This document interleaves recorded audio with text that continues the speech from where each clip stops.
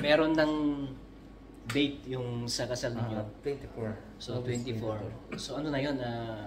Fix na yun o pwede pang yan? Yun na yung talagang fix. Yeah, fix na ba? Pero yun na talaga gusto namin. Pero Okay. depende pa rin. Kasi mag-aayos pa naman sino yung mga sasabihin mga minute. Yung sasabihin kung kailan sila available. Sabi rin kila Tita Michelle Yung kailan sila available talaga. Oo, kasi nag-usap kami last Sunday si Sister Michelle, yung sa August 24, kung ano yung tingin niya. Inano ko po, chinat ko lang po kasi siya Tapos ay si Ate Rema, meron naman daw silang mga activities niya ata ng August 16, 17, yung mga Sunday, ganun Sunday. Yun nga po. Confirm na po namin kung pwede po sila ng 24. Yan pa. At least para meron lang alam na natin yung date para ako din may finalize ko yung program. Then bigyan ko kayo ng draft ng program para alam niyo kung saan kayo ano ba yung areas of concern niyo doon para smooth sailing yung ano natin sa ceremony. Yan. At least para lahat involved at magiging happy. Parang naghanap ka namin ng gagawa ng invitation mo. Di ba meron gusto po. yung invitation na ganyan? Ay, of course, may ilagay mo na yung mga ninong at ninong din. Meron naman pong mag-e-edit. May kilala ano po. Meron mga... Ilang pares yung ninong mo? Ay, konti lang. Ilang, tama na yung 50 pares. 50 baka din. Hindi mo si Mayor.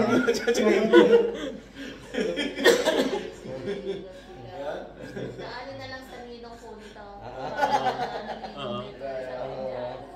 Ninong din ni baby.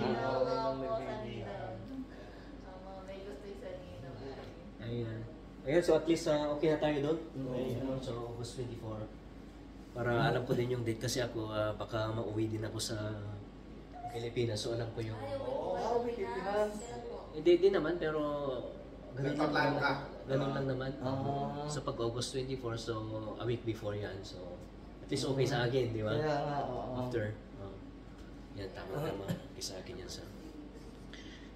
Ayan, so praise the Lord at naumpisa na natin yung yung wedding preparation. So umpisa lang yun. Date na, anong marriage certificate na, tapos program na, tapos kung ano yung mga gusto ninyo na mangyari doon. And then ano ba yung gusto nyo? Gusto nyo ba ng parang merong, kasi si Brother Ross siya yung parang nag-AMC pag reception ganun.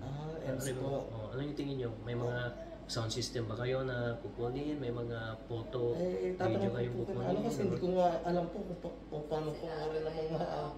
Mahusay yun. Wala Si Sister Michelle at si Rima. alam na mga Sila na pala ang consultant mo doon.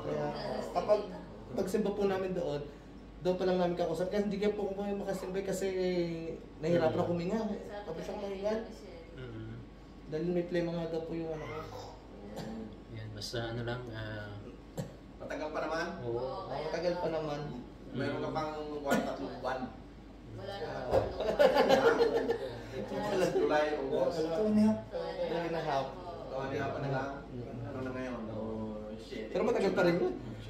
Mabilis lang yun. Mabilis na yun. Mabilis na panahon eh. Yung naman na yan. yan. So gawin natin parang Filipino style. Pilipino Dito sa Canada. Oo. Diba? Hindi siya masyadong heavy, hindi siya masyadong para makapag kung ano yung gusto Enjoy nyo. naman yan. Very memorable talaga sa inyo yan. Kung ano yung gusto nyo, okay naman yan. Ayan, so ituloy natin yung ating lesson kasi sa kabila, nasa ano na kami nasa life of life of the church. So natapos na natin yung nature of the church, tapos mission of the church ngayon, tapos ilakip na lang natin yung natin, yung sa marriage counseling. Kasi pag nag-uusap naman tayo, meron naman, lahat ng ito may mga asawa. Diba? Kaya siguro next time, pag may time yung mga misis namin, dalhin namin one time para mapakinggan din nila. Kasi counseling din kami. Yes. Kasi usually yung sa yung sa marriage, before marriage, kasi lahat kami dumaan dito, yung marriage counseling. Hindi naman yung counseling kasi information lang. The church perspective about marriage, Kasi iba yung perspective ng government, iba yung personal perspective mo na at least meron ka ng idea, pero kulang yun eh. Kulang na, hindi ko kasi first time. Yeah. Nanonood ka, di ba? Sa mga marriage, ganyan, nakikita mo, lalo na may mga kapatid din tayo, sa laman, di ba? May mga sister ka, may mga brother ka, may mga brothers tayo. So, nakikita natin yung marriage style na lifestyle, di ba? So, okay yon na meron kayong salamin. So, ngayon, yung pinapag-usapan natin is yung church perspective naman about marriage yan. Kaya, ano to 1, 2, 3, 4. Kaya nilalakip na lang natin doon sa ating Bible study para maging pero i-email ko sa inyo ito yung pag matapos natin yan. Ang tawag dito is pre-marital counseling session 1. So last time yung discipleship natin sinasali na natin. Ganun na lang para hindi siya masyadong seryoso. Yan. So marriage design. Yan. So by the end of this session, you should be able to, number 1, explain God's design for marriage. Yeah. Ano ba yung design ng Lord sa marriage? And then, state God's unchanging purpose for the marriage. So, ano bang purpose ng Lord sa marriage? Di ba? Ginawa lang niya ba? Dinesign niya yung marriage? So, ano ba yung purpose ng Lord sa marriage? Tapos, identify 7 threats to oneness in marriage and understand 3 ways of developing oneness in marriage. So, oneness, ito yung parang first session natin. Yung ano bang Tagalog doon? Yung oneness? Pag-iisang dibdib. Ayan. Pag-iisang dibdib. Ayan.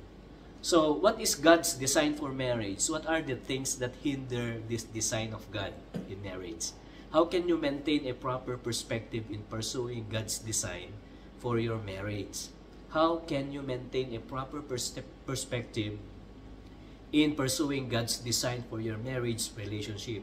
These are essential questions that need to be answered by the house leader, especially a father, a family man, and to be understood by his wife or his partner. Yan. So, God's design for marriages is number 1 is oneness. Ano ba yung oneness?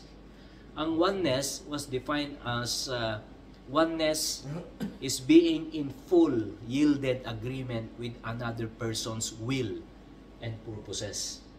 So yung pag-iisang dibdib daw is para bang yung agreement. It's a transactional relationship. So ano yung transactional relationship? In Exodus chapter 20, nung ibigay ng Lord ang 10 Commandments, dun sa verse 1, sabi niya, ito yung aking 10 Commandments, sabi ng Lord. Pero, gagawin nyo ito, 10 Commandments, pero, hindi ko kayo pakikialaman kung gagawin nyo ito o hindi. Kung gagawin nyo itong 10 Commandments, sabi ng Lord, you will be blessed. Pero pag hindi nyo gagawin, you will not be blessed. Yun yung transactional relationship. Ibig sabihin, God has given, then somebody will receive. Okay? So it's a give and take relationship. Yun yung transactional relationship. Halimbawa, bumili ako ng, ano bang binili mo kanina o kahapon? Binili ko ngayon yung gamot ko. Oh, bumili ka ng gamot, di ba? Hindi man libre yun, di ba? Hindi libre. Binayaran mo. Binayaran ko. Oh, tinanggap, di ba? Tinanggap. Pag tinanggap, yung isang bagay, yun ay contract na. Pag tinanggap ang isang bagay, meron ng transactional relationship na nangyari. Pag, halimbawa, kinuha mo yung gamot, hindi niya tinanggap, walang transaction yun kasi, ano yun, pagnanakaw yun. Nag-guess yun? So, even in relationship, once na tinanggap, kahit mahal mo yung isang tao, kung hindi niya tinanggap, hindi yon transaction, hindi yon partnership. It is just one-sided. So, yung definition ng oneness sa Quran is, pag tinanggap yung offer, then you have a business, you have a partnership. anything in that matter, hindi lang yung sa relationship, anything in the small, yung day-to-day life natin. Kaya kung may sinabi ka against sa kanya, di ba, hindi niya tinanggap, hindi kayo magkaunawaan. Yun, walang transaction doon. At pag walang transaction, siyempre, wala kayong usapan. Malabo.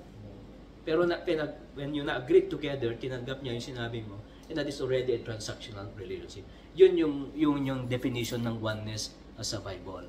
And there are 3 levels of oneness. 3 level ng pag-iisang dibdib o yung pagkakaisa. Number 1, yung spirit oneness.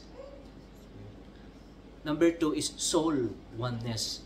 And yung body oneness. Madi-describe natin ito on the last meeting yan. So, tandaan natin, di ba, sabi nila, nandiyan ba kayo? Okay lang kayo? Di ba, sabi nila, soulmate ko yan. O bakit, Brother John, bakit sinabing soulmate? O bakit soulmate mo daw yung asawa mo? Soulmate. So, paano Tagalog ng soul? Kaluluwa. So, ibig sabihin, kaluluwa, it's just like,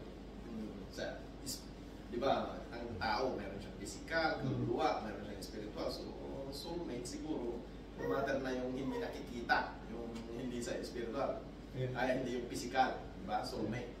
Well, I don't know, maybe nagkakaunawaan kayo sa kaluluwa or whatever, yeah, right?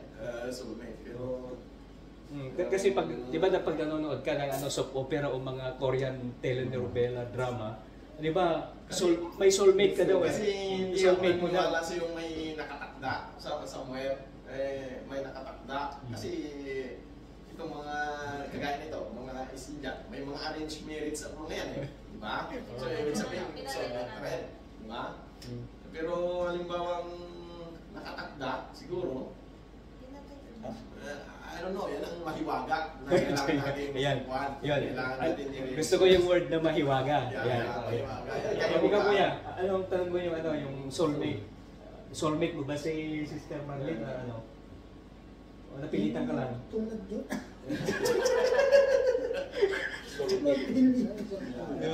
Yan siguro ang kapalaran. Oh, kapalaran. Oh. Di ba? Kapalaran. Yan. Kahit kaya yung gusto mo, kung talagang hindi talaga para sa'yo, wala. Ayan. Kung sa Ilocano, gasa. Kasing gasa. Pwede. Ayan. Ayan. So yung oneness ay, yan ay kabuuan ng consciousness and subconsciousness ng isang tao. So, kasi ang tao is a tripartite being. Ang tao na nilalang ng Lord, meron tayong body. Ito lang yung nakikita, visible body. At meron tayo yung soul. Yung soul, i-represent niyan yung heart natin. Diba? Yung spirit, i-represent niya yung mind natin. Remember that? Kaya nga sabi nila, gamitin mo yung utak mo, ay yung puso mo, mas mataas daw. Diba? So yung consciousness, yung spirit, i-represents yung mind, yung pag-iisip. Tapos yung soul, it represents yung heart. Kaya nga meron sila yung oneness dapat ng body, soul, and the spirit. Magkaisa. Ikaw lang yun. As an entity. Ngayon, sa dinami-dami ng ilang bilyon ng tao sa buong mundo, 7 billion na katao, meron lang nag-iisa na oneness na inilaan ng Lord sa iyo. You imagine that, 1 in a billion, Brother John, so swerte siya. Ayun. Meron din yung talagang wala, siguro. Di ba? Kasi may mga nagkuha, celibacy. Ano ang tawag doon? Yung mga ayaw magkasawa talaga, di ba? Celibacy. Yung walang kapartner talaga. Kaya ni Sister Elsie, malay mo sa bagay. Baak. Sa asawa. So walang pinili yun, bro. Sabi nila habang may buhay, may mag-asawa. Malay ba akong sumakay ng elevator na yun, nalampas na eh. Kapipili eh. Hindi mo alam, mga pagtanda niya meron din makakita siya naman. Kasi ang kagasat niya din. Pwede. Yeah, 1 in a million. Only God knows. Yeah. So yung oneness, yung yung oneness ng iyong pagkatao, oneness ng spirit mo, oneness ng soul mo, at oneness ng body mo, dapat intindihin mo na ganun din yung partner mo. Okay? As you look at yourself as three entity, dapat tignan mo rin yung asawa mo na three entity, hindi lang body. Yeah. So, tignan mo rin yung heart niya, tignan mo rin yung mind niya. And then, you're gonna merge as one. Yun yung oneness. Ngayon, bakit ang Lord ibinigay sa iyo yung taong yan na hindi mo naman kakilala mulat sa pool nang ipinanganak ka, di ba? Okay. So, ang isang tao, as an entity, hindi siya perfect. Kasi nga, sin came to us in the fall of Adam. So, may gap. Kaya nga, nung makita ng Lord, nung lalangin niya si Adan, nalungkot siya. Nalungkot siya. Alam mo na, maghapon si Adan, palibot-libot sa garden, sa butchart garden, mag-isa lang siya. Nag-isip ng Lord, sabi niya, ito maganda na nag-isa ang tao, ang lalaki. Nalungkot siya, sabi. Meron siyang kasama. Ano ginawa niya? Pinahiga niya si Adan, kumuha siya sa tadyang ni Adan, ribs. At yun yung ginawa niyang babae, yun yung Eve. Kaya nga, doktor yung asawa mo yun, ilan ang tadyang ng lalaki? Kulang yung isa. Kabila. Kulang na. Kulang din. Kaya pag tignan mo yung x-ray, yung lalaki kulang, pero yung babae, kumpleto. Yung ano niya. Kaya medically, talagang ganon. Kaya nga, kabahagi yung tadyang nung yung babae, ang lalaki. Ganon yung oneness. Ayan. Ngayon, bakit pa kinailangan ng babae doon? So, as a person, as an entity, katulad ko, katulad nating lahat, mayroon tayong loneliness. Di ba? At hindi yun ma-fill up ng anumang bagay o sinumang tao. God chose a person to fill up that weaknesses in you to make it one as a complete entity. Nagets nyo, Ayay? Kaya nga, for 7 billion people in the face of the earth, bakit siya ang pinili ng Lord na ibigay sa iyo, na partner mo? Kasi siya lang ang magko-complement doon sa kakulangan mo. Make it balance. In your weaknesses. Di ba? Kasi weak ka eh. So kailangan mo nang mag-fill up doon sa weakness mo at yun ang binigay ng Lord sa iyo. Hindi lang sa iyo yun. Yung babae din, asawa mo, meron din siyang pagkukulang at kinuha ng tayong mga lalaki to fill up that gap to her. Kaya hindi siya accident na ang asawa natin paano kung vice versa naman? Kung ang naibigay sa iyo ay salawahan. Yun lang ang tingin mo, di ba?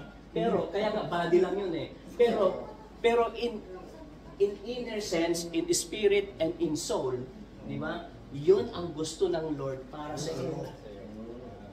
Kasi hindi mo nakikita mo lang kasi yung parang weakness ng taong yan sa iyong buhay, di ba? Pero in God's perspective, yan ang kinuha niya sa iyo para sa ganon, sa iyong pagtanda, mag-fill up sa iyo iyan para yung lifespan mo sa buhay ay madadagdagan.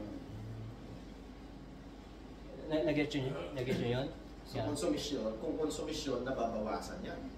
Di ba? So yun yung purpose ng Lord, di ba? Yung panahon ni Adan yun, di ba? Ngayon, mas lalo na nung dumating ang Lord at tinanggap natin ang ating Panginoon, di ba? Mas lalo pang na-complete tayo spiritually, in soul, and in body because of Christ to us, and then we have our partner as a family. Yan. Yun yung tinatawag na oneness. Oneness, ibig sabihin, the design for marriage of God. Yan. So, anyways, I will send this one to you. Pero yung lesson natin number 2, ay siyempre pag natapos natin sa Kuya Cecil para wala namang surprise pag ano. Diba? So yung spirit oneness is turning individually to the Lord and complete dependence upon Him for satisfaction of their personal needs and having a mutual commitment to minister with one another according to God's purpose. Yan. So yung spirit oneness ay ang tatay, siya yung pare sa bahay. So ang ibig sabihin ng pare, he is the one who is in charge of spirituality. Nag-gets nyo yan? So siya yung mag-ano talaga para doon sa kabuuan ng spiritualidad ng kanyang buuing pamilya. Dapat firm siya doon sa kanyang spirit life. Ayan. So yung soul oneness naman, the mutually satisfying relationship that develops when each partner recognizes the opportunity that marriage provides. This happens when we are helping our mates to appreciate their worth as individuals who bear the image of God, secure, significant in Christ. Communication is the key. Ayan. So yung soulmate natin, yung asawa natin, ay dapat maunawaan niya na ikaw ay kasama ka niya, partner ka niya. Hindi yung ano, yung maunawaan niya na leader ka. Hindi yun. Doon sa spirit lang. Sa spiritual life, yung father talaga is the priest. Is the one to lead. Okay? For the spirituality of the family. Pero yung soul, yung oneness, yung warmness of heart, di ba? Dapat mutual yan. Yung babae sa lalaki, nagkakaunawaan patungkol doon sa kanilang pag-ibig in their heart. Okay? At yung body oneness naman is the experience of sexual pleasure that expresses the personal oneness of spirit and soul. Yan, ito yon. So yung Trinity, God the Father, God the Son, and the Holy Spirit. Yung God the Father, of course, is the Father, and God the Son is Jesus Christ. The love that bind between the Father and the Son is the Holy Spirit. Tandaan natin yon. The love that bind between the Father and the Son is the Holy Spirit. Yeah. So hindi lang yung body, di ba? Ang nagiging nakikita natin as oneness, mas mababaw ang tingin natin sa pag-ibig kung nakikita natin yung physical, yung body. Subconscious, mas in-depth ang ating appreciation of God, di ba? If mas malalim ang pagkaalam natin, ang nakikita natin beyond visibility. Beyond nakikita natin. Kasi nakikita mo yung heart niya, alam mo yung heart niya. Eh, bait pala ng asawa ko. Yun yung heart niya eh. Punta kayo sa labas, o magbibigay siya, gano'n. So meron siyang heart sa kanyang family, sa ng bagay. Yun, you have a oneness of that heart. Yan. Eh, dapat partner kayo doon. Ayan. Two ways of experiencing oneness. Ayan. There are two ways in experiencing oneness. Number one is vertical and horizontal. Vertical is our relationship with God through Christ. Yan. And horizontal is our human relationship. Na naintindihan, do you still remember yung napag-usapan natin na 4 types of love? Agape, storge, philo, and eros.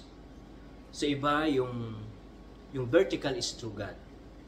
Yung horizontal is iba yung pagmamahal mo sa family mo, iba yung pagmamahal mo sa asawa mo, iba yung pagmamahal mo sa kaibigan mo at mga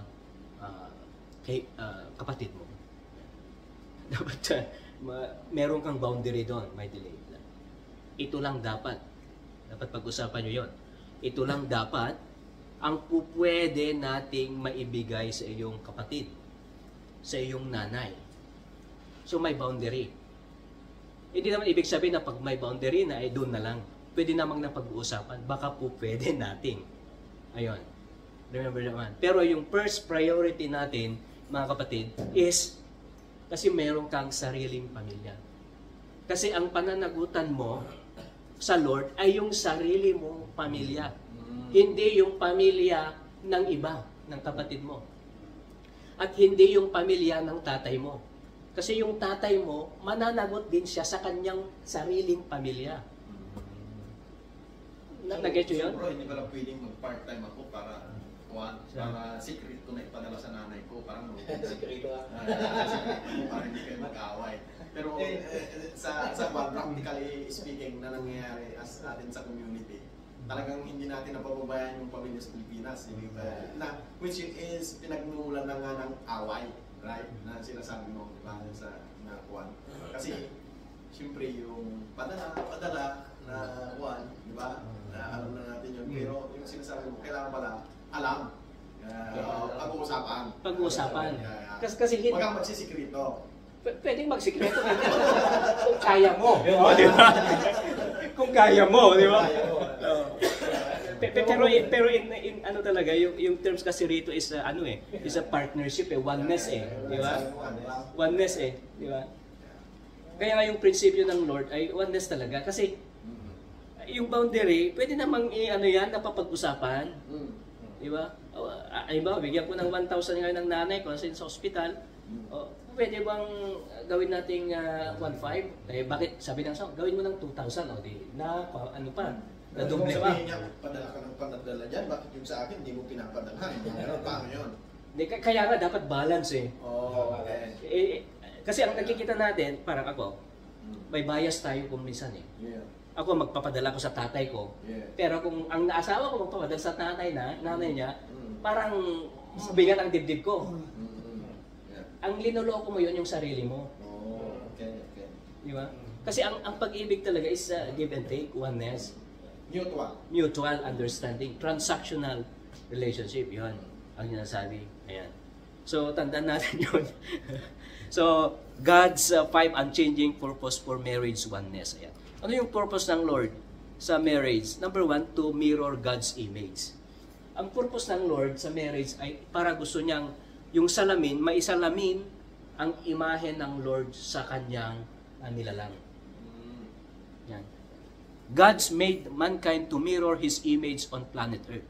So, ginawaan ng Lord ang mga tao, hindi lang ginawa niya mga kahoy, mga hayop, mga tubig, dito sa planet Earth. Pwede nang walang tao, di ba? Di ba? Pwede naman, di ba? Wala sigurong pangalan. Ang mga puno at mga hayop. Di ba? Parang kulang siguro nga. Kaya ang purpose ng Lord, kung bakit niya ginawa yung tao is to mirror. Di ba? May reflection ang image ng Lord sa tao. Hindi doon sa hayop, hindi doon sa bundok, hindi doon sa trees, hindi sa para ma-reflection doon sa tao. Ayan yung unang purpose ng Lord. Yan. His two distinctively creature, man and woman, in the same sense, the husband and wife need to have oneness in their marriage for 2 reasons. Number 1, it reflects the unity of their creator, the Trinity, and it defeats the enemy's strategy of destroying the marriage bond. So, ang purpose ng Lord is to reflect His image to His creatures. Yan. So, ang purpose naman ng husband is to reflect his self to his wife and children. Kasi in the sense of continuity of creation, of course, ang Lord naman ang gumawa sa iyong anak, pero ikaw ang steward doon sa paggawa. So it reflects your image to your children. Ganun yung parang purpose ng family, to have children, of course. Yan. So number 2, to multiply godly heritage. Yan.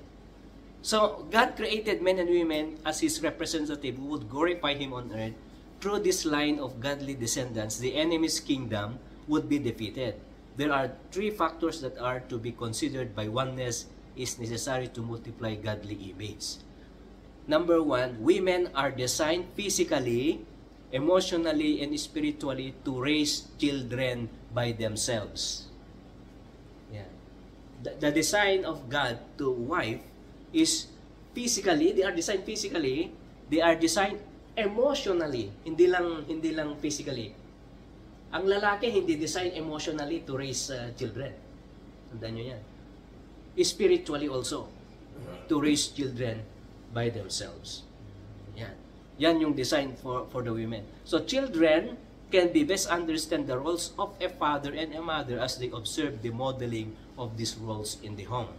A child's best hope for understanding unconditional love is oneness demonstrated between the husband and the wife at home. Tandaan natin yan. Kahit ipadala mo ang anak mo sa LaSalle University, sa pinakamataas na school, kung hindi nagre-reflect pag uwi niya sa bahay, yung napapag-aralan niyang maganda sa labas at hindi naman pala doon sa loob ng bahay, hindi effective. Pero pag nakikita niya sa loob ng bahay, and then he or she goes outside, nare-reflect niya yung kanyang personalidad doon sa loob ng bahay paglabas niya. At mas madali na lang siyang makapick up ng mga magagandang bagay outside. Yun. So, to manage God's creation, of course, third purpose of marriage. God delegated authority over His creation. Man fall, however, because of sin, he was able to restore his relationship with God through Jesus Christ, but is still always under attack by the devil. Men and women who reflect God's image and who were called to manage His creation is also a representation of family. Satan therefore concentrates his major attack on the family, for if the couple is living according to God's principle and design for oneness, the enemy is crippled and paralyzed. Oneness between couple does not end at home, but it extends at work and ministry to the others. Ayan. So, syempre, pag may bida, meron ding, syempre, kontrabida. Ay, di maganda yung palabas pag gano'n. Sa marriage din, kayo ang bida, meron din kontrabida. Ayan si Satan, yung kalaban. And his aim is to destroy the family in the very first beginning. Tandaan nyo yun. So, hindi yung circumstansya, hindi yung ibang party, hindi yung third party, hindi yung ibang tao ang sumisira sa family. Behind that one is Satan himself, the enemy of God. Ginagamit lang niya ang mga taong yun to destroy the family that was instituted by God. Tandaan nyo yun. Kasi minsan, sinisihin natin ng nanay natin, ikaw kasi, hinilit mo ako. Tapos ng babae, o yung babae. Of course, physically, yun lang nakikita mo. Pero, behind that one, the real kalaban na doon ay is Satan. Is the forces. Kasi, nagpagamit ka doon kay Satan. Kaya mapag-aralan natin one time, yung mga threats about the marriages. Number 4, mutually to complete one another. Oneness leads to a companionship. When man was alone in the garden, Eden, the Lord God said, "It's not good for a man to be alone. I will make a helper suitable for him." The word helper means, so yung word na helper pala, yung original word na ginamit sa Bible na God said, "I will make a helper for him." Yung word na helper pala, ang ibig sabihin nun is succor or one who helps. One who helps. In other words, the woman is not created subordinate to but complement to the man in order to them to fulfill God's design of oneness in marriage. What destroys this is a self-centered individuality of either in the relationship. Yan. So, yung partner mo talaga is to complement. Look at her, look at him as a complementary. Diba, alam mo yung compliment, bro? Diba yung compliment is talagang yung ina-accept mo siya na siya magpipill up sa'yo. Yeah, and in Western world, compliments, ibig sabihin, kung na-observan ko yan, kung anong ginawa ng misis mo, dapat compliment mo naman, o i-recognize mo naman, o kaya, ano bang tawag yun, na kapag binilhan ka, sabi sa ng damit o something, magpasalamat ka naman, mga ganon, compliment. Hindi yung sabihin, binilhan ka na nga, sabi, yan lang, binili mo sa akin, yun sa buwan, wala mo lang signature, so, compliment,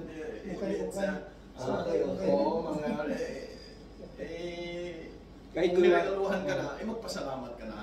kahit kunwari lang. Oo. Kahit kunwari lang siguro. I think, yeah. Pero, yeah, of course, alam mo naman yung kaya nga, ang mga babae din kung minsan kasi, medyo mahiwaga din yan eh. May mga moody, lalo ang misis ko, moody yan. O, kaya hanggang ngayon, pinag-aaralan ko pa yung misis ko until now. Yeah. Pero yung malapit na matapos. Sige. Ayan. Kasi sabi niya yung priest, sabi mo kanina, may dadagdag ako. Sige, yeah. So yung number 5, to model Christ's relationship with the church. Yan, napag-aralan natin ito. Diba? So marriage is a picture of Christ's relationship with His bride, the church. The scripture speaks of this as a mystery. This can be pictured in this way. Yan. Kaya nga, mystery, yung marriage. Kaya sabi niya mystery. Mahiwaga. Kasi hindi mo maintindihan. Ibig sabihin, as you go along the course, you will learn something on it. Kaya mahiwaga. Wala namang template ng pag-aasawa na katulad kami.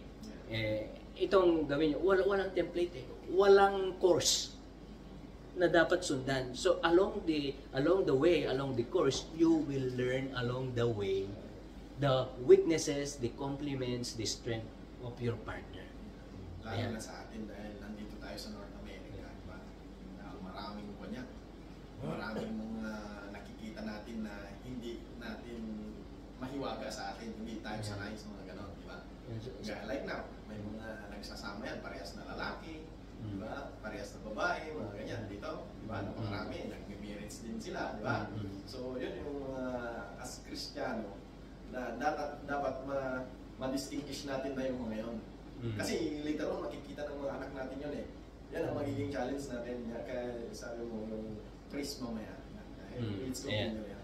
Yeah, so, kaya ka mystery yung pag-ibig ng Lord sa church at yung pag-ibig ng lalaki sa kanyang family. Kasi may istorya sa Bible, sabi ng Panginoon, mabuti kayo sa inyong mga asawa at yung mga anak.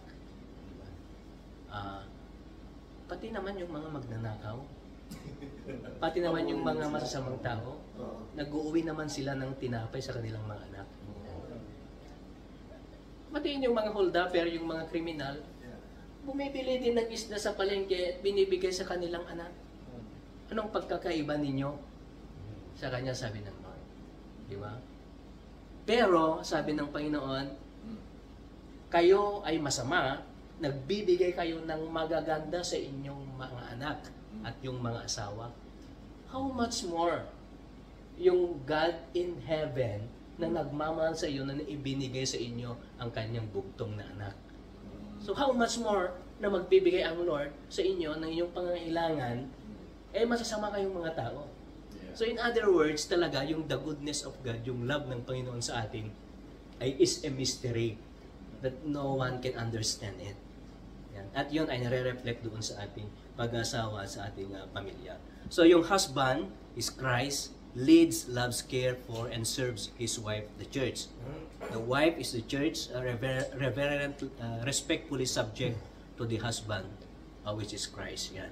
Both roles must be properly fulfilled to show oneness. Oneness in marriage is essential in fulfilling God's purpose for mankind's will, and you commit its fulfilling purpose for your marriage. Ayan. So, anyways, bibigay ko sa iyo ito one time. So, yung 7 threats to oneness in marriage. Yan. Ay summarize natin. Anyways, bibigay ko naman sa inyo. So, ito yung threat in oneness. In oneness in marriage. Number 1 is difficult adjustment in marriage. Yan. So, nandito yung listahan. So, basahin nyo na lang. Yan. Yung difficult adjustment in marriage. Yan. Sabi nga ni Brother John, kahit 25 years na silang mag-asawa, still hindi niya maintindihan. So, the adjustment in marriage is lifetime. Hindi siya, honeymoon phase, 2 years na kami mag-girlfriend, 5 years na kami, so siguro matured na kami. Kilala mo na. Kilala ko na yan. Hindi mo kilala. Kasi mystery nga siya. Mas lalo kang mag-adjust pag natungtong mo na yung 60. 60 na. Dahil may iba na yung ano niyan. Oo. Ganun pala yun? Pabata na kumari.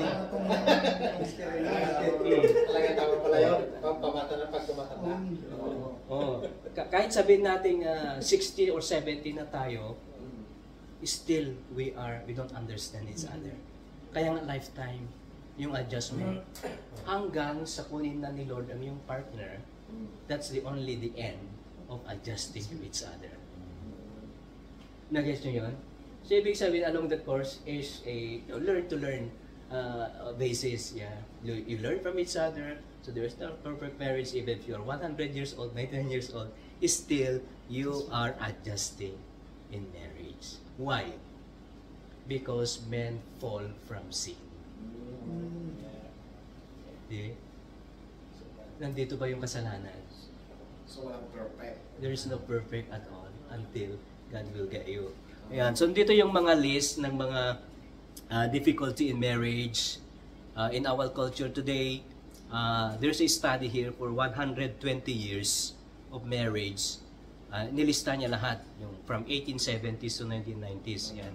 Yung economy, society, children, family, religious life, recreation, parental authority, paano nag-evolve, yung from agriculture, di ba tayo noon, mga farmer, ngayon may trabaho na tayo, then from Pilipinas, punta tayo sa Canada, so maraming mga adjustment, industry, mobile technology, entertainment, mostly home-centered, pero isa lang ang hindi raw nag-change. The same thing home. Kahit mayaman yung tao, still there's a home. Kahit mahirap siya, there's still a home. Kahit nasa North Pole siya, still called it a home. So home, the place of the home is in the heart of the partners. Borderless. So, ibig sabihin that this adjustment will take too long until at the end. Yan. Number 2, threats for oneness in marriage, contrasting background of couples. Background, magkaiba yung background. Di ba? Siyempre, alam mo ba na yung bakit nababagot yung asawa? Baka meron nga nung bata siya ay merong nangyari sa kanya na incident na hindi mo alam, na nagkaroon ng trauma sa kanya kaya hindi mo siya maintindihan. Ganon din yung lalaki, yung asawa mo. Baka nung araw, nung 2 years old siya o 5 years old siya, ay merong nangyari point in time in his life or her life na naging trauma sa kanya na hanggang sa panahon ngayon ay hindi niya ma-voice out. Okay? Kaya yun yung mga contrasting background natin. Like yung lumaki yung misis ko na wala siyang tatay, mga ganyan yan. Siyempre, nakita niya yung nanay niya lang. So mga ganon. So sa mga decision making, wala namang tatay, so sila lang. So it comes now, yung decision making, nung nagpamilya siya, siyempre yun ang alam niya. Kiniri over niya. Kiniri over niya. Sa akin naman sa sit-up ko, siyempre kahit paano, kumplito kami, yun talaga typical. So yung tatay. O ngayon, di malaking challenges yun sa pagpapamilya. It's either susunod ka o kaya siya ang sumunod. So very challenging talaga. So pero yung to make it yung another idea dun, sabi niya nga na priest dapat ang lalaki. Kasi yun mamaya na para conclusion na yun. Para Huwag mong kalimutan ha. Okay. Malapit na ba? Oo, malapit na. Yan. Yan. So yung contrasting background ay hindi lang different values. Yes. Hindi lang religious background. Hindi lang yon. Financial handling. Malawak pala talaga. Kailangan natin tayo. Yung sa matapos yung counseling nito. yan. Yan, so yung background, magkaiba yun ha, contrasting background ito. Yun yung mga threats of oneness. Ayan. Anyways, bigyan din ko yun ng forward ko din sa inyo para may dagdag nyo. Ayan, superficial motivation in marriage. Yan. Ito yung mga superficial motivation in marriage. Bakit ako mag-asawa? Hindi na, kahit hindi, okay naman, di ba? Number 1, escape. Thinking that marriage will solve the present dilemma. Number 2, cultural pressures. Feeling you must get married to please parents and friends. Okay? And number 3, sexual attraction. Believing that fulfillment will be found only in sex. Okay? Those are the superficial motivation why we get marriage. At yun ang yung mga threats of oneness. Yung number 4, entering marriage equipped only with the world's plan. Yan. The world's plan is 50-50 performance relationship. Acceptance is based on how much one's partner does or his or her part. Basically, motivation for action is based on feelings and not on a commitment.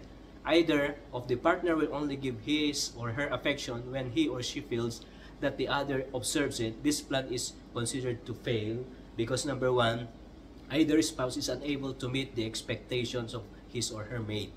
The subjective nature of weighing the other's performance, the tendency of this plan is to focus on others' weakness or mistakes. Yan. Ito yung mga threats. Number 5, failure to anticipate one's selfishness. Remember this one, very important. Even if you, kahit partner na kayo, kahit one na kayo, there is selfishness within on each one. And selfishness will come out when problems arise. Hindi lalabas yung selfishness ng isang tao, yung ego niya, kung walang problema na dumating sa kanyang buhay. Tandaan natin yan. Once na pumasok yung problem, trouble in life, selfishness will come into action. Will come. Ayan. Yan. Everyone has the tendency to self-centered. Number 2, our culture promotes selfishness. And our selfish nature seeks to justify our rejection or want a spouse. Yan. So number 6, failure to work through difficulties and trials. Ayan. Itong matindi. No one knows when difficulties will arise in marriage. A death in the family, tandaan natin yan. A sickness, an accident, or other tragedy can cause stress in the relationship. When this occurs, it is crucial how the couple responds. When the couple entered into a trial or a problem, it does not necessarily mean that there is something wrong in their marriage. God may allow it for various reasons.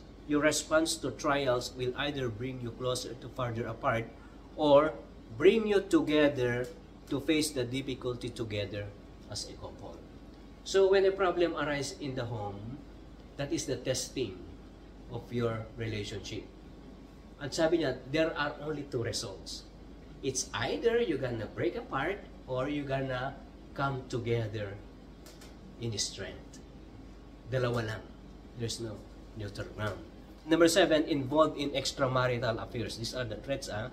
Extramarital affairs are not relationship with the opposite sex outside marriage. It is a more general sense. It means an escape from responsibility and commitment through a search for fulfillment outside marriage. So yung extramarital affairs, yung definition niya ay hindi lang babae o lalaki. Is anything that you want to escape the family to fulfill something outside at home. It's either bisyo, it's either friends, it's either anything that will extramarital relationship. At sabi niya dito, yung career fair, yung work, being married to the ministry also, yung mga pastor, yung mga naglilingkod sa church, yan. And then, yung love affair, adulterous relationship, even if it is only in the mind. Right? Or activities affair, being so busy that we neglect our spouse. Di ba? Trabaho ka ng trabaho, di ba? Pati si Mrs., di ba? Wala nang time sa isa't isa. And indifference affair, withdrawing from the relationship emotionally and fulfilling unmet desires through material things. Yan. So these 7 threats to marriage oneness is not guarded, will result in isolation. It is crucial, therefore, to keep in mind that God's purpose for marriage, this can be done if you will dig deeper, proper spiritual perspective concerning marriage in your pursuit of happiness. Ayan. So, yun yung so bibigay ko na lang sa inyo yung accept your spouse as God's provision for your need for companionship. Yan. And then, God alone can ultimately meet your personal needs and not your partner. Remember that. So, ang pag-aasawa daw is between God and you. Yung partner mo lang is just a reflection of your love to God. Diba? So, vertical and horizontal. Kasi pag inuna mo raw yung family mo, at second lang ang Lord, eventually it will break. Pero pag inuna mo ang Lord, tapos yung family mo, and then it will go smoothly. Ayan. Yun yung mutual strengthening and security in Christ. Ayan. Okay, so wait. Last na. Mag-ano lang kayo, magtanong lang kayo kung meron kayong tanong. Ayan. We should focus on God, on the provisions of our emotional, social, and physical, spiritual needs. We may choose to use our partner to meet some of those needs, and He may use you and me to meet some of our spouse needs, but God alone is the one responsible to care for us and for our spouses. Number 1, mutual strengthening of identity and security in Christ. Mutual forgiveness and acceptance. Mutual oneness of mind and heart. Mutual transparency and accountability.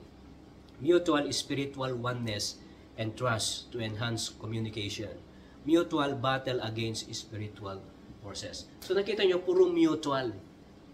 So ibig sabihin ng mutual in today's term is team work. Yung asawa mo ay hindi mo kaaway. Ka-team mo siya. Kaya ang nangyayari kasi, pag nag-away na kayo, nag-away na kayo, kaaway mo siya, hindi mo siya kaaway. Kakampi mo siya. Tandaan natin yon. Kaya nga, mutual ang understanding between husband and wife. Remember, pag nagkaroon ng problema, nagkaroon ng planning, nagkaroon ng mga circumstances sa buhay, isipin natin ng asawa natin ay hindi siya kaaway kahit masamang ugali sa iyo. Ka-team mo siya. Ka-partner mo siya. Kakampi mo siya. Yan. Kakampi, hindi kaaway. Diba? Nakita mo lang, baka nag-away kayo sa labas, o tanawin mo, kaaway pa. Kaaway, kuya, kasi, di ba, sinasabi mo na sa ibang mga tao, di ba? Huwag mo gamin yun. Ang asawa ay kakampi. Hindi siya kaaway. Kahit inaaway ka, ka-team mo pa rin siya. Right? At the end of the day. Ayan. So, recognizing our needs, maintaining spiritual disciplines for couples, desiring oneness. Solemnity before God, sharing intimacy in a three-way conversation. Sharing ideas. You need to share ideas also to your wife. Ako kasi, pag dalawa kami ni Mrs., siyempre, kaya nga dalawa na kayo eh. Ibig nga sabihin, boring eh.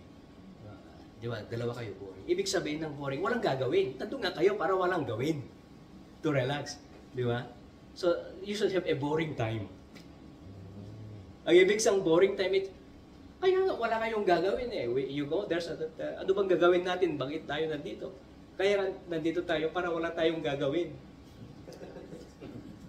Di ba? Kailangan yon sa marriage. Solemnity before God. Choose a place or choose a time na wala kayong gagawin lang. Kaya punta tayo sa McDonald's. Anong gagawin natin doon? Kaya nga pupunta tayo doon para wala tayong gagawin, di ba? Ganun, yung solemnity. Okay, sharing ideas. There's also what we call this a Sabbath day. For ito ay sabi ni Brother John, yung praise. There is a Sabbath day, ibig sabihin, there is a worship, a rest, reflect, recreate together na wala kayo sa church. Hindi lang sa church kayo nag-worship or you are praising God. Di ba? Ito yung sabi ng sabbatical leave. Di ba? Punta kayo doon para i-appreciate lang ang nature. Dahil ang Lord, tignan mo, napakabait ng Lord. Oh. ang ganda ng ginawa niya. Punta kayo sa ano bang falls dyan na maganda. Oh, ang ganda ng falls ano. Oo nga eh. Sino bang gumawa ng falls na yan? O siyempre ang Lord. Di ba? O yan ah.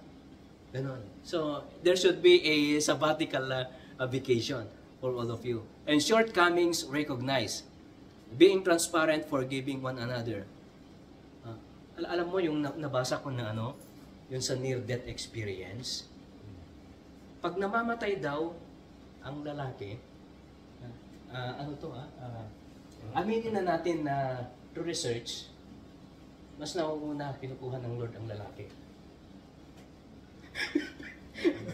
Opos eh. Puro lalaki talaga din. Statistically ganun. Kasi talaga, through the research at saka statistics kasi, mas mahaba ang buhay ng mga babae talaga. Even sa mga blue zone, yan sa mga Japan, mga mahaba yung edad. So, yun pa ang buwan. Maraming factor siguro yun kung bakit. Kung bakit mas mahaba ang buhay nila. Bakit kaya ano? Sa Bible. Create naman ni ang Panginoong Diyos si Adan na nauna. So, sumunod na lang si Eva.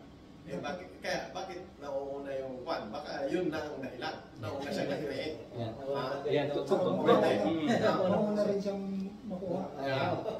Kasi tignan mo yung unang lesson natin kanina, di ba? Yes. The purpose of God for woman, the woman is designed, di ba?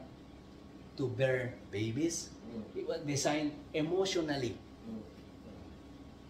The man was not designed for marriage for emotional purposes. Just strong. Di ba? Yeah. Ang women was designed into marriage for emotional. Kaya nga ang misis natin hindi siya nasasatisfy ng physical, emotional. Ang lalaki, physical siya.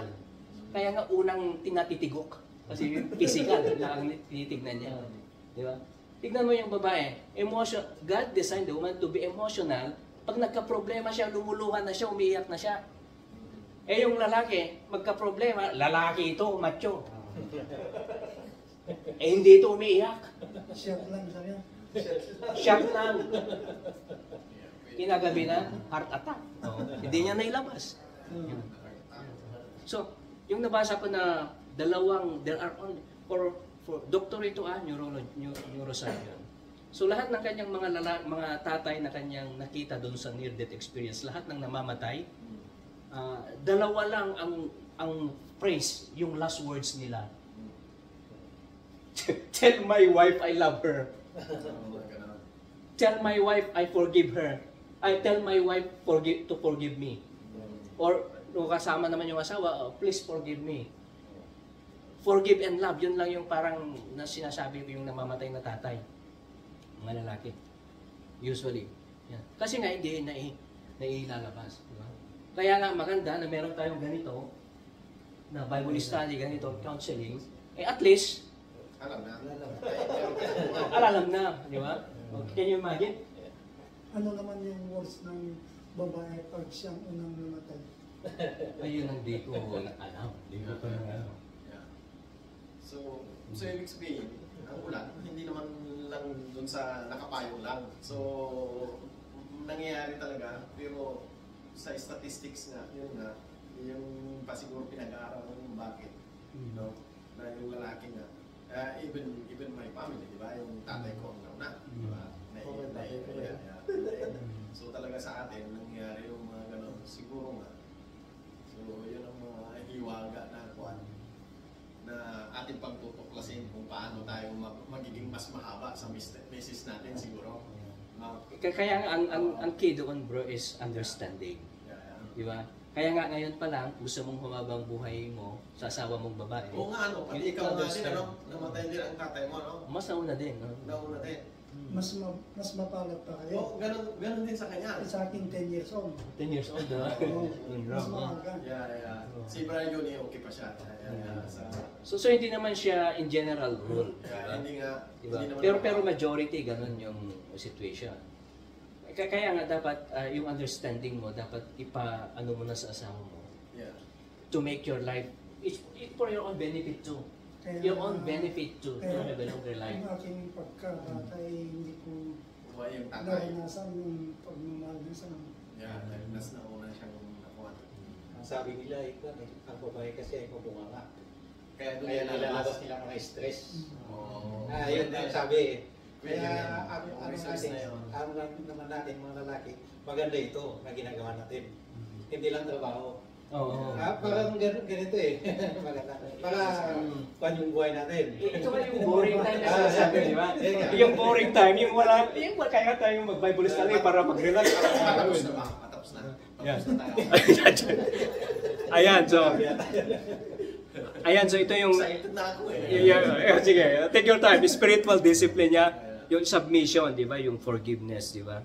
Huwag mo nang intayin na mamatay ka ba, sabi mo sa asawa mo na I forgive, di ba? So study, learning to listen when God speaks. Okay. So you need also to study the principles of God, the principle of the Bible.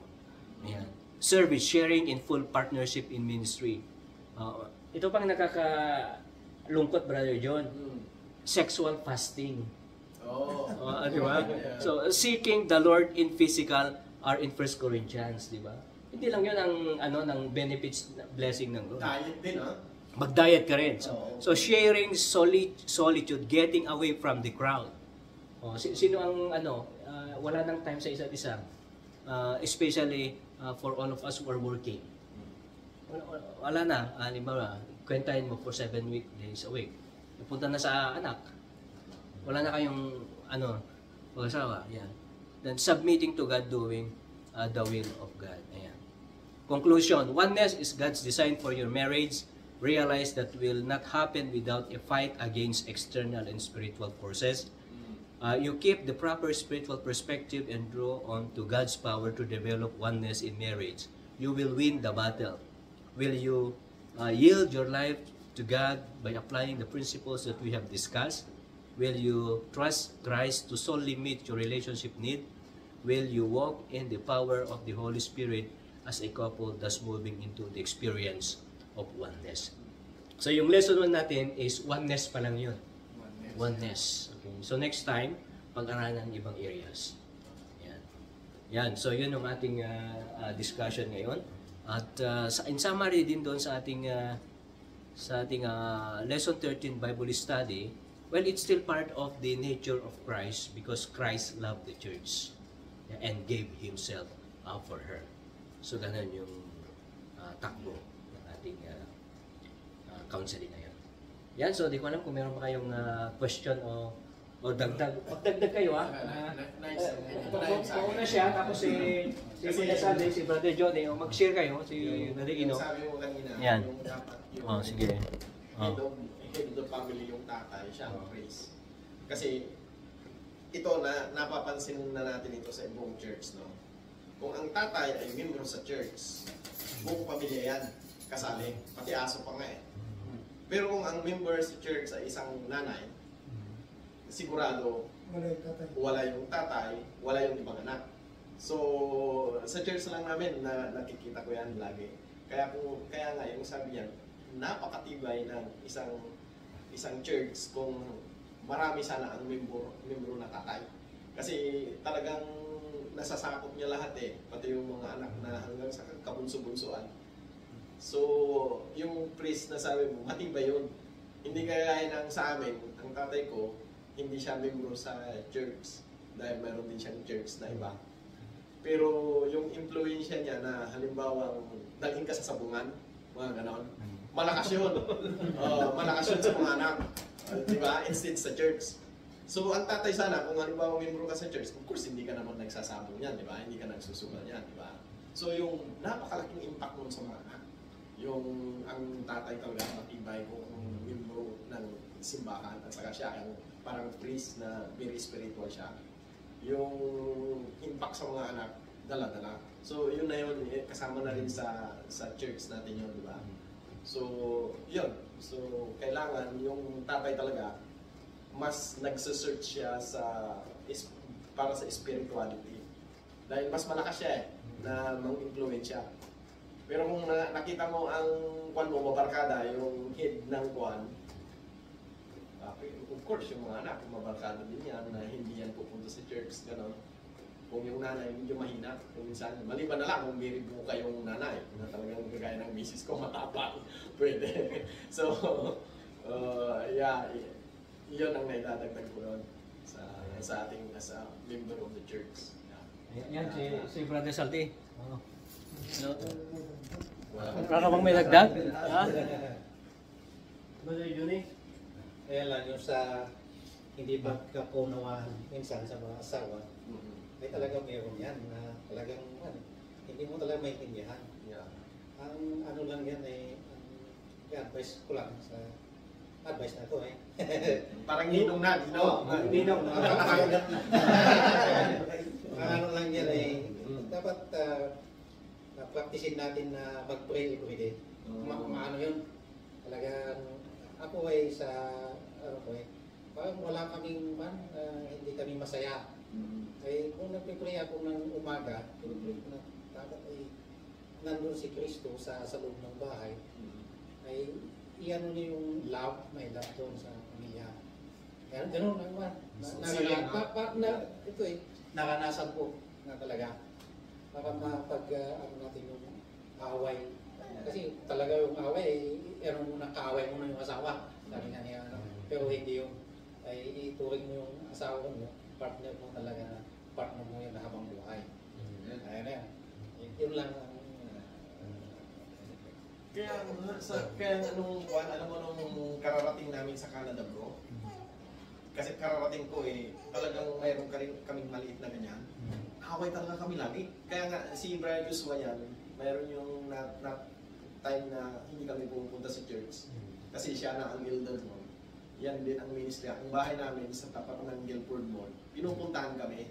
So tumatak sa akin talaga yung advice niya na dahil kina-counseling ka, bakit hindi ka pumunta ng linggo? Sabi, siyempre bago mag-asawa kayo. Siyempre, apektado yun kung nag-aaway kayo, di na kayo makapunta, diba? Sabi niya, alam mo, hindi nawawala na yan, sabi niya. Pero yung tumatak sa akin, yung check and balance, sabi niya. Kasi kung hindi ka chinichik ng misis mo, hindi kayo nag-aaway, sabi niya, hindi mo ma-realize na mali ka, mga ganon. So, nagpapabatibay daw yun. Yung kailangan talagang parang check and balance din. Na si Mrs. yung minsan, kinukurik tayo, gano'n. Dapat sana, si Mrs. kapag correct din natin, makinig din. Wala mo muna. Kaya i-prayer mo na lang. Tama yun yung sabi niya. Prayer na lang. Tama. Tama yan. Lagi. Hanggat maaari. Tama. Yung ano naman sa akin, yung si Edwin Friedman, meron siyang work na book na Generation to Generation. Kung parehas daw na panganay, yung mag-asawa, medyo medyo nagkakaintindihan. Ay, gano'n. Pero pag panganay yung babae, tapos bunso yung lalaki, so there's a lots of adjustment. Pero nagkakatuluyan din. Nagkakatuluyan din, pero there's a lots of adjustment. Mas mahirap. Mas mahirap. Lahat naman ng marriage ay merong adjustment, pero merong mas madaling mag-adjust, may mas mahirap mag-adjust. Ayan. Kaya nga, totoo nga yung yung talagang kung susundin natin talaga yung sa Panginoong Diyos yung pagmamahal, pababa, di ba? Kasi kahit na naman